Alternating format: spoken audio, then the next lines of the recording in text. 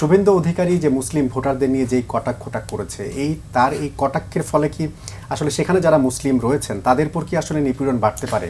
না, তার আসলে উনি যেহেতু বিজয়ী হয়েছেন, মুখ্যমন্ত্রী হবেন, তার জায়গায় থেকে এই বক্তব্য আনএক্সপেক্টেড সত্যিকার অর্থে, এবং নিশ্চয়ই এটা যেই সংঘাত এটাকে উস্কে দিতে পারে, এটা স্বাভাবিক ব্যাপার। এটা বলা যায় না, যিনি নির্বাচিত হন তিনি সব ধর্ম বর্ণ মানুষের জানমালের নিরাপত্তা তার উপরে চলে যায়, এটাই আমাদের রীতি বা কালচার। তো সেই জায়গায় থেকে ওনার বক্তব্য আগেও যেমন ছিল, উনি জিতার পরে ওনার এই বক্তব্য অনাকাঙ্ক্ষিত, এবং সেটাকে পরে আবার উনি সংশোধনও করেছেন যে কিছু মুসলমান তাকে ভোট দিয়েছে, সব মুসলমান না, এটা সংশোধন করেছেন। তো দেখা যাক, আমরা সময় নিব যে দেখবো যে আসলে তার গতিবিধি কি হয়। তিনি মুখ্যমন্ত্রী যদি হবার পরে তার নীতি পলিসি হিন্দু মুসলিম বা সব ধর্ম বর্ণ বা প্রতিবেশীর সাথে কি সম্পর্ক, সেটা তার পূর্বতন ভূমিকা আশা করি সেটা থাকবে না। কারণ ভোট পাবার জন্য নানান ধরনের পলিটিক্যাল রেটরিক্যাল বক্তব্য বা হিন্দুত্ববাদকে একত্রিত করবার জন্য যেটা তিনি সফল হয়েছেন, হ্যাঁ, সেটা এক জিনিস।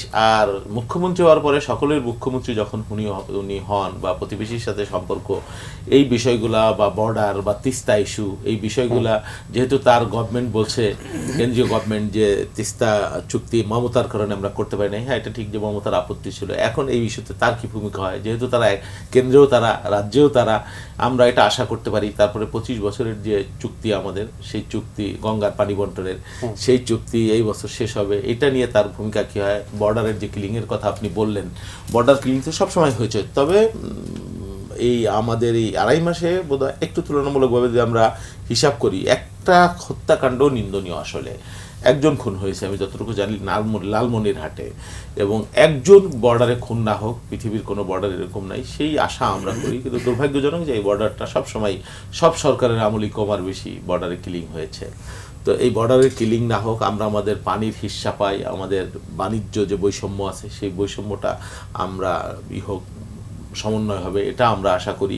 বিগত সরকারের আমলে সরকারের সাথে তাদের সম্পর্ক ছিল, এটা ঠিক, কিন্তু মানুষের বিরূপ মনোভাব ছিল ভারত সরকারের প্রতি বা ভারতের প্রতি, সেটা না হোক। মানুষে মানে কি বলবো, সকলেই মানুষ, তারা একটা স্বাধীন দেশ, আমরা একটা স্বাধীন দেশ, সমতা, বন্ধুত্ব, এই বিষয়গুলো, মর্যাদা, এই বিষয়গুলো সামনে আসুক। আমরা যত ছোটই হই, আমরা তো প্রতিবেশী বদলাইতে পারবো না, তো তারা তাদের জায়গায় থাকবে, আমরা আমাদের জায়গায় থাকবো। আমরা চাই আমাদের মর্যাদা, আমাদের অধিকার, বঞ্চনা বা এখানে কোনো ভিন্ন কোনো শক্তি বা গায়ের জোরে কোনো শাসন প্রভাবিত না করা। সুজাতা সিং, শুধু তারা কেন, কংগ্রেসের সুজাতা সিংহ তো এখানে এসে কি নোংরা ভূমিকা পালন করেছিল, সেটাও তো আমাদের মনে আছে। তো আমরা এগুলো চাই না, আমরা চাই যে সেখানে পশ্চিমবঙ্গে নতুন সরকার এসে আমাদের এখানে নতুন সরকার ভারতের সরকারের সাথে আমাদের সমতার ভিত্তিতে সম্পর্কে এগিয়ে যাবে। একজন রাজনীতিবিদ হিসেবে আপনার কাছে বিষয় একটা জানতে চাই যে তার সাথে এখন বিজেপির সাথে যেহেতু সম্পর্ক ভালো না, কংগ্রেসের সাথেও তার সম্পর্ক ভালো না, তাহলে তার যে রাজনৈতিক ক্যারিয়ার মমতার, সেটা কি আসলে এখন শেষ হয়ে যাবে? না, এটা বলা যাবে না, শেষ হবে একটা নির্বাচন দিয়েই বলা যায় না।